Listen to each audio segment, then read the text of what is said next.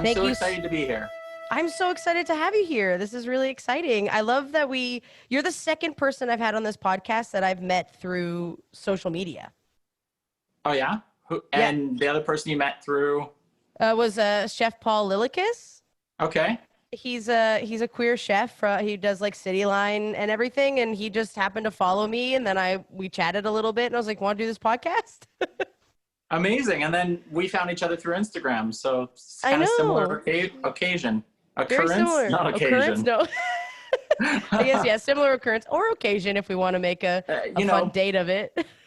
maybe it's just that I miss having occasions. Oh, Maybe. but Oh, yes, I know. I do too. I just celebrated a birthday and my girlfriend celebrated her 30th. Like we're like 10 days apart, and it's so weird to not like have a full like big fun shindig or like, I'm from the East Coast, so we love to have a good party, but it's so strange not to have that anymore right now anyway. I don't know about you, like if you're still like social distancing and yeah, I'm still social distancing for sure. I mean, I can't be too cautious. So, yeah, I just, right. I live with my husband as well. So we got to stay Oh. safe. So, Yeah, you gotta, I know, and I've tried really hard to keep my bubble like as small as possible, so I don't I don't see people very often as much as I would like to, but I guess that's the new world, I suppose. yeah, yeah. I mean, I've interacted a little bit with like family and a couple Hmm. friends, but I've kept Right. my circle small as well. Yeah, that's good. That's good. Have you been doing a lot of like creative stuff during quarantine, or you've been kind of taking the time to chill a little bit, or? Well, because I run Fearless, Hmm. we never stopped, and actually Right. quarantine just drove us even larger. So I've never stopped working this whole time, so I haven't really had the chill or the no work Right. environment that many people have had, because I've Right. just sort of been go go go the whole time. But Of course. I enjoy that go go go Hmm. style of living, so I don't mind it. But when everybody else is ready to get back into things, I'm going to be saying I'm ready for vacation. So, Yeah. I think I'm a little off from everybody else at this point. Of course, yeah, because I guess having, because like you said, you're creator of the Fearless app, that's correct, right? Yeah, which is amazing, and Yeah. I really want to delve into that because I didn't know about it until we met on Instagram, and I was like, this is amazing, because it's such a wonderful idea to have to bring an app that is specific to like LGBTQ, female, diverse voices that might not have that opportunity otherwise. I guess so. I guess why did you decide to start the Fearless app and what kind of drove you to this career? Well, I started as an actor, Hmm. and I studied theater at York University in Toronto, and I hated it. I Oh, by the end of the first term, I was so checked out. I yeah, hated the university atmosphere, I guess, and I also hated the idea that something like theater, which I feel is a very practical thing to do, at university was more of a book thing to do. It was, you're studying about the history and the theory and everything, but not quite putting it into practice as much as I'd like. right. So from there, I moved on. I went to film school at Seneca College, Oh, wow. and a couple of the people that I met at film school, we ended up collaborating together. So we made a short film, then we made a Hmm. series, then we made another short film and another series. And, before long, it was sort of like, I have this content. Hmm. What are we going to do with it? So basically, I was trying to find Fearless. Like I was trying to find it because I figured somebody has made this sort of thing Yeah. before, but nobody had. Like there kind of was like apps for indie film, Hmm. that kind of just took everything. And, as a viewer, you kind of have to sift through because some of it's really, well, some of it's bad. Let's not beat Yeah. around the bush. No. So you have to sift through it a little bit. And then, of course, there were other niche apps that were like, this is an app for women, or this was an app for queer content. And while all of those things are valid, and for sure there's people who want to subscribe to those, I just knew in my heart that I wanted to be on an app that was about inclusivity in general. I didn't Right. want to be on some niche app because part of the content that I was making was about inclusivity in general. Right. Most of the content that I make features LGBT characters Hmm. either as the leads or very close to the lead. and off, including who I choose to hire behind the scenes as well. Right. So for me, it needed to be more inclusive than that. I didn't want something niche. I mean, in a way, Fearless is niche as well, kind of, because it's showing yeah, independent content. But it's sort of, I want it to be the Netflix of indie, the Netflix of inclusiveness. and that it's doing super well. How often do you Yeah, put content up? Like, is it every Friday. every Friday? How much do you Every put up Friday there's something every new. Friday? How much, like, what, how, like, on terms of, like, is it, do you put up, like, a feature film, or is it, like, a bunch of things all at once? It depends on the week. There have been weeks where we've, had many series go up at the same time. Sometimes been many feature films at the same time. There's been a couple weeks where it's like we have no feature films, no series, but this week we have 7 new short films. So it really depends on the week. It's not so much about us making the choices. It's also about like at what point those things are ready, from the filmmakers, or sometimes the filmmakers say, I'd love it if it went out on a certain date. So then we say, yeah, no problem. So, some weeks it's a lot of content. Sometimes it's a little bit of content. It depends. And also some series, we let the creators choose for the most part if they want to do a weekly release of episodes or release all episodes at once. So both happen. So sometimes there's, maybe episode 7 of whatever's coming out this week, so it depends. Obviously, yeah, of course. There's so many factors that go into producing content and everything as well. Compared to 3 years ago when you said you had maybe 20 shorts on the app, how many things are on there now? So much that I couldn't even be able to list them for you. That's amazing. People tend to think that I've watched everything on Fearless. I couldn't possibly. I haven't seen everything on there. There's just too much. I only have so much time. Of course. So yeah, we have a team of curators that watch the content before it goes up. So somebody has watched it, Yeah. but not necessarily me. No, of course.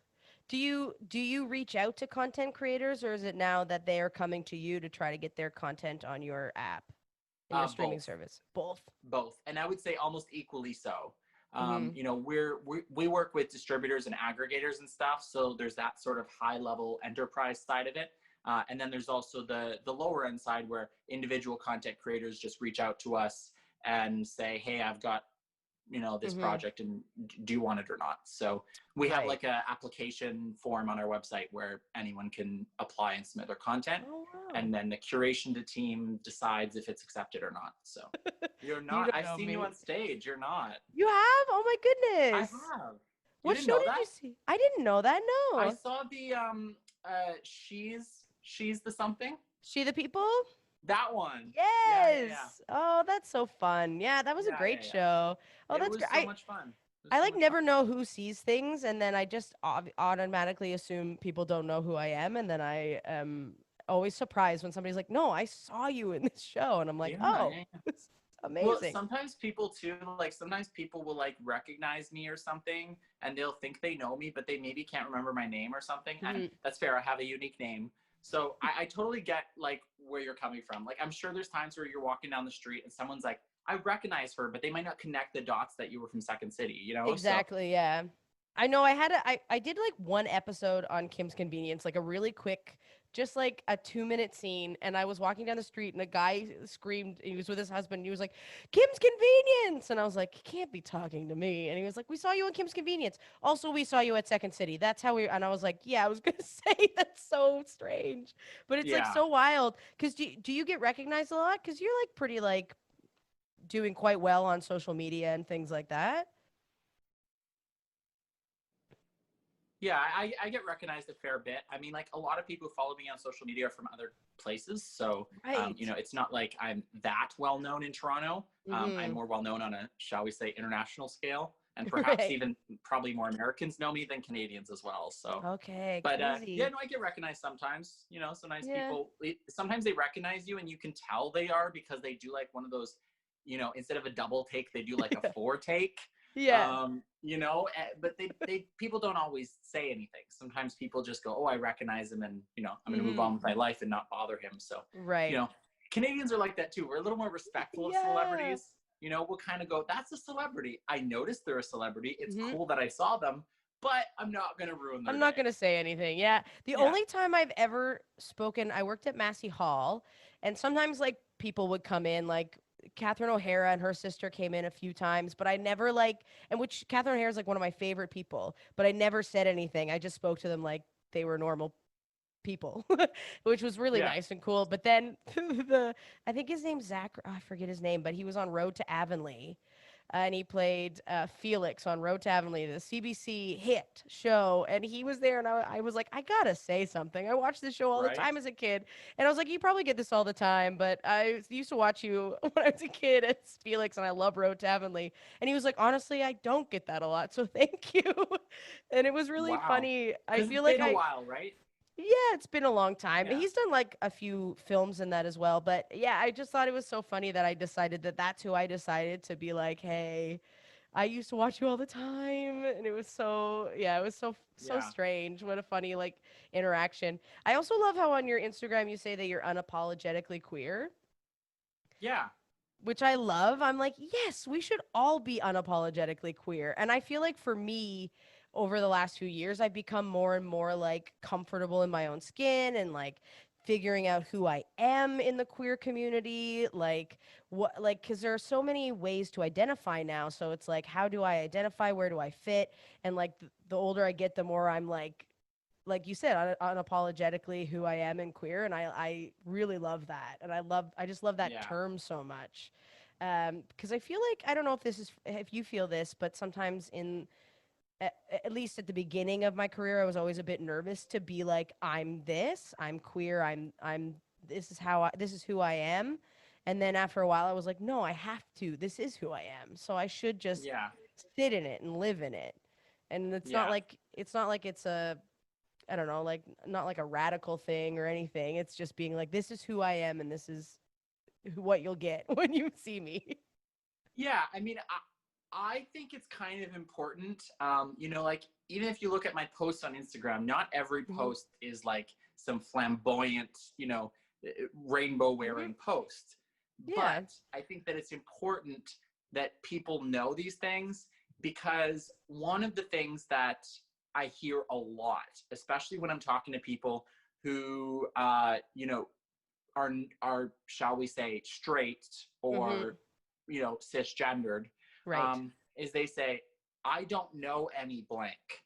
They may say I don't know any trans people, I don't know Oh. any gender nonconforming people, I don't Hmm. know any XYZ, Yeah. any pansexual people. So I think it's just that like the average person just feels like they need to know one person who is one Hmm. of these things in order to just kind of get it.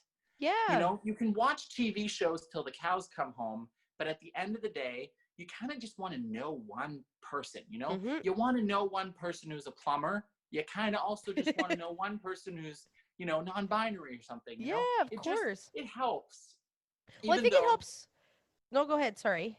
I was just going to say, like, even though I've seen, for example, tons of strippers on a Hmm. show, I might still go, but it'd be nice to meet a stripper, it'd be nice to Yeah. understand Well, you people can get an inside, right? Like if you know yeah. somebody that, and also I feel like for people too, by knowing somebody who is queer or who is a stripper, you can kind of empathize a little bit more with them and, like groups of people who get this like negative or people are prejudiced against, to get to know somebody then has can change somebody's mentality on something as well. I think that's just me anyway, because I just feel like I've seen so many people or like friends of mine who have come out and their Yeah. parents or like even my parents, like not to say I don't think my parents were ever homophobic people, like I just don't think they knew anyone, so for them it was like I just watched their like mindset change a little bit too and become more Yeah. aware and learn about things and want to know and understand things. So I think that that is Hmm. important. So it is true that I think people be and say who they Yeah. are and not be afraid to say who they are, because, I feel like there's more of us Yeah. out there who are good and protective of each other than there are the like trolls and shit. So Yeah. And there's many versions of that. I mean, Mm-hmm. like for example, Tim Cook, who's the CEO of Apple, Mm-hmm. he's gay. He doesn't always put "I'm gay" on things. He's never worn a rainbow pin. Mm-hmm. However, if someone asks him, "Are you gay?" he says yes. Right. So there's Yeah. many versions of it. There's some people who are going to say it more than others. There's some people who are going to be very vocal about it. Mm-hmm. But at the end of the day, all those versions of it are valid. Of So course. Did you I guess like when did you come out? Because I didn't come out until I moved to Toronto. Like I don't know if that's like a small town thing. Everyone from home, basically, we all left this place called Quispamsis, moved to Toronto, and everybody came out. that's funny. It is. Um, I actually was on a podcast called, I believe it's called the Out Podcast. Okay. And in every episode, they have one guest who just tells their coming out story. Okay. That's Wow. the podcast. There's no other topics. And I think it's great. It's very That is niche, it's great. very specific, and it's Yeah. great. So I was actually on that podcast and I spoke for, I don't know, an hour about my coming out experience. Wow. So I'll give you the brief version, Please. which is I think a lot of people, and certainly people have, direct messaged me on Instagram as well, people who are not out who feel like they want to be. Mm-hmm. A lot of people think that the coming out experience might just be one day, you tell everybody, and it's done. In my experience, it's never been that. I mean, Nope. the thing is, as someone who's queer, you're going to have to constantly come out.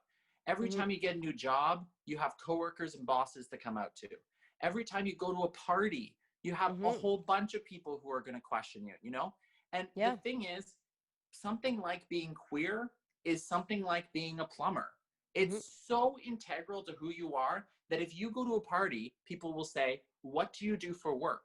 "Well, I'm a plumber," right? And Yeah. similarly, if you go to a party, someone's going to say, "Oh, do you have a husband? Do you have a wife? Do you have Yep. kids?" These are normal things that people ask. And so it's not as if it's something that is like a secondary element that Mm-hmm. is easy for you to just not talk about. You could, if you wished, you could say, "I don't want to talk about that." Right. Or evade the question or tell a slight fib if that's what you need to do. If that's where Mm-hmm. you're at in life, that's fine and valid. But I just think that, like, for me, I never ever had that one day where I came out. I Right. never had a big moment. It's been little moments, and Yep. it's been very gradual over time. My family is very Christian, religious, and they're Okay. not so welcoming to, Mm. different Mm. sexualities and different genders other than what they Wow. understand to be real and legit. Right. So, basically, my one sister, when I was 18 and she was 16, she just said to me, "Are you gay?" And I said, "Yes." I mean, Mm-hmm. I don't know that I would say it quite that simply nowadays because I've, Right. evolved my sexuality since then. Of course. But that was an easy answer to a question. She made it easy for me. And Mm-hmm. to this day, I love that. And then just recently, I, had some discussions with my two older sisters. So they only kind of found out recently, even though Okay. I've been very vocal about it online Yeah. for how many years now. So Right. even though people might know, they might not know. Right. Of course. I don't, You yeah, said it was a very religious family you grew up in, eh? yeah. Is But I literally made an entire series about it. Oh wow. Basically, I collaborated I collaborated with Tony Babcock. He basically had some experiences about like homophobia in sports in high Mm-hmm. school because that was what he was into, and Huge. I had Yeah. some experiences about homophobia and the intersection between being queer and being religious. Mm-hmm. So we created a series together about two guys in high school that are having those situations happening simultaneously. So there's sort of two Wow. stories going on at once. The stories intersect in various areas, but it's sort of like there's two stories at once. Mm-hmm. And we made that series, and that series is heavily, heavily, heavily based off our true experiences. Wow. So I'm okay with talking about any part of this. Or like because you said you're unapologetically queer, but your family, clearly doesn't maybe think in that mindset. So how does Mhm. that has that like, I guess, affected the way you've lived a bit?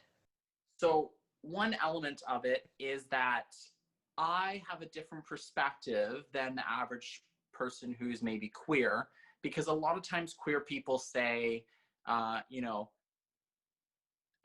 F the church. Can I swear on this podcast? Oh, Is this a please, swearing please. one? Absolutely. Yes. They're like, fuck the church. I'm gay. I'm queer. Fuck all them. They're horrible people. You know, fuck my mom. Fuck my dad. Like, I don't give a shit. I'm going to Mm-hmm. go live my queer life and, you know, and I'm good and done with it. That wasn't my experience. My experience is that through religion growing Mm-hmm. up, I didn't have bad experiences. Religion to my family was a good thing. It's something that Yeah. helped them. You know, religion is tied to things like morals and stuff Mm-hmm. that even if you're not religious, you still kind of follow some of the things, right? I mean, the Yeah, of 10 course. Commandments, don't lie, don't steal, don't commit murder. I Yeah, mean, exactly. those are things that the Mm-hmm. majority of people follow, right? Yeah, Or I've at always least said that think I are guess appropriate. I've always said that the Bible is kind of like a guide to be a kind, decent human being, right? Like that's the point of it. Yeah. Yeah.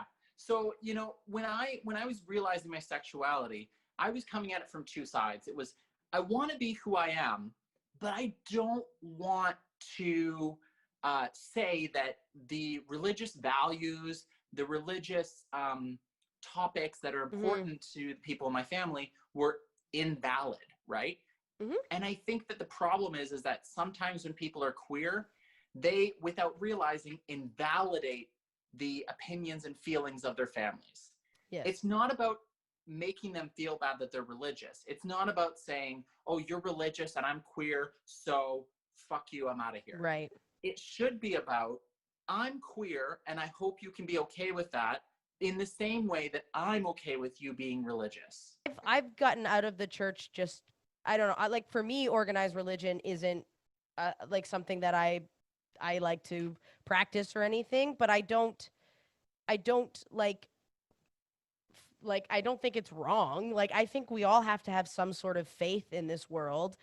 I think faith is very important, and I think where you find that is great.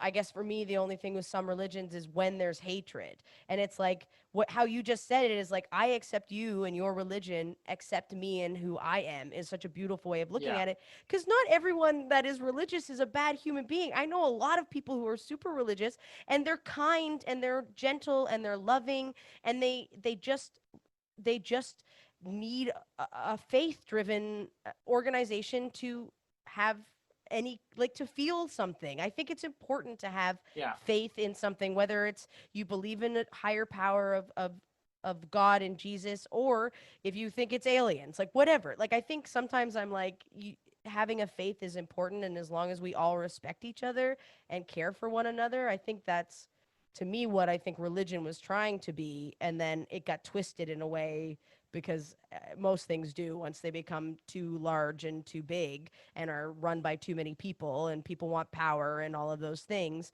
So it's the higher ups, but I do agree that I'm like I don't think everyone in religious faith are horrible people who are religious. So like hearing about it is just so it's just interesting to me. I don't know. I love people and like Mm-hmm. learning where they've come from and like your upbringing, how it differs from like mine. I don't know. I love it. It's amazing. This has been so lovely and so Yeah. wonderful. Do you want to do a quick like Yeah. I'm calling them quick cues right now. I don't know. I have no name for them. I What's a just quick cue? Tell me all about it. so so basically, I'm just going to ask you a bunch of questions. We're going to answer them as quickly Yeah. as possible. They're just dumb Okay. and stupid and fun. And yeah, so that's just basically. Yeah, I'm into it. Let's have some fun. Okay. I'm into Okay. it. Okay. What's your biggest party fail? Oh, biggest party fail. Oh, Yeah. maybe taking off my pants. Oh no. There's this thing where when I drink tequila, sometimes my pants fall off. I don't know. It's a thing. I would like Tequila. to say it's not a thing, but it's happened too many times to count. Isn't gin the panty remover? My mom always says whenever I have gin, she goes, "You're drinking gin, the panty remover." And I was like, "Why does it have that name?" Maybe you're right. I don't know. I don't like gin, so I never No, drink so it. But tequila I is mean, my similar. husband Tequila's an drinks upper. gin, and his pants always stay on. So I don't know. I love He it. loves That's gin and so tonic. funny. Who was your There you first go. celebrity crush? Ooh. I don't know the answer to that. Probably the most prolific one that I can remember Mm-hmm. is Zac Efron. Oh, yeah. who I That's still fair. think is gorgeous to this He's day. great. Yeah, I think he's gorgeous, and I'm not attracted to men. And maybe that's because I there would you like to be go. like him, but I think he's Yeah, awesome. I love Zac Efron. yeah. That's a good And choice. also Eva Longoria. Oh, well, yeah. I remember I was watching her on watching Desperate Desperate Housewives. Housewives, and I just Mm. like, there's Eva Longoria who was like with that gardener in the show, Mm-hmm. and the gardener was gorgeous, but I was sitting Yeah. there going, oh my god, Eva Longoria though, why is she getting no love? Why is everyone into the gardener? Right? I was always into her. I was like, Gabrielle is the sexiest woman on Mhm. television. And she was, oh, Absolutely. I couldn't believe she was with Carlos. Bless Carlos, but ugh, no thanks. And honestly, she wasn't even that nice of a person, and No, maybe I liked her more because of I it. think so. I think so too. I was like, She's yeah, just so gorgeous. I can't handle. so gorgeous. I was like, you can be mean to me anytime you want. Yeah. When you go dancing, what's your like go-to dance song? Or like the one that like comes on and you're like, I gotta get on the dance floor. Uh, I love Call Me Maybe Oh, by yes. Carly Rae Jepsen. Such a good They don't song. play that very often, but Well, you should come to Comedy Bar because Gary Rideout Jr., who is the owner, every night at the end of the night on a Sketcherson night, we used to play that song on repeat for nice. like hours. Love it. And I also love like some of the older tunes. I love the Spice Girls, Mm-hmm. Aqua, those types of ones. And then also I listen to a lot of indie music. So there's some Yeah. artists I've been listening to a lot right now. Caleb Rudy is a bi artist, Oh, and his cool. new song is called uh, Teen Movie, and it's so Ooh. catchy. Oh, I'm I gonna look highly that up. recommend you check it out. There's a great I music am. video for it as well. It's amazing. I love that. I can't wait. Yeah. I'm excited. He does, I have to tell you though, Yeah, he does please. a moment where while doing choreographed dance, he removes his sweater while doing Whoa. choreographed dance. It looks Ugh. like the most challenging thing I could possibly imagine, and he does it flawlessly. People who can really dance, I'm always so jealous of. Like who can like Yeah. really do like sick choreographed dance. I'm like, I wish my mom had put me in dance instead of, but I played a lot of sports as a kid. So that's that. Okay. Uh it's 2 a.m. What are you watching? Uh, America's Got Talent. I love it. That show's so uh, fun. yeah, it's fun. I watched the American one, the British one. I know that like there's been some articles and stuff about how like Mm-hmm. the show's probably not something we should be supporting. Right. But it's fun. I mean, at the end of the day, it's fun. They're giving opportunities to people. Mm-hmm. Maybe some element of these things that aren't perfect. Right. Yeah, of What course. can you do? It's what can you do? What can you do? Okay. And finally, the party's just come to an end. Everyone's going home. You're heading home too. How do you want to be remembered at the party? The fun one. You know Yeah. what? I want to be remembered as the one who told that really good joke. Because usually I tell 100 jokes and only one of them's funny. Mm-hmm. So So you want to be like that guy just told the best joke. That right? made the party the best. I love that. That's very fun. I'm just the kind of person that I'll just keep spurting out the jokes even if people aren't laughing because I know that one of them will be funny. So one of them will hit, and people will be like, "Yes, I love that. That's that's Exactly. so funny. I love that though. That's great. Just keep that's consistent. That's consistent, and I like it." Well, Makai, this has been a delight, an absolute delight. I'm so glad to have met you now. Now that we know each other officially, this is Yeah, so lovely. of What's course. what's next for? Where can people find Fearless, and what's next for Fearless? I guess. Well, you can find Fearless on the App Store or Mm-hmm. Google Play and just download the app, get your free trial. You've done it already, so this is Yes. more for your listeners. Yes, and I'll put it in the And description as well. So. oh, amazing. There's a description on podcasts. Yeah. I'm learning new things. But there's no comments, right? So nobody can say, I hate this so much. I mean, if somebody leaves a negative review, but I don't think people have the time to do that. So I hope I not. think Leave the you're good. I positive hope ones. not. Come on, So please. many people have left negative reviews on Fearless. Like the one has been so funny. Someone left a review that said, this app is horrible. It's chocked full of female and gay shit. So you know how the developer can respond? I said, Yeah. thank you so much for the kind compliment. You're like, what did you think you were getting?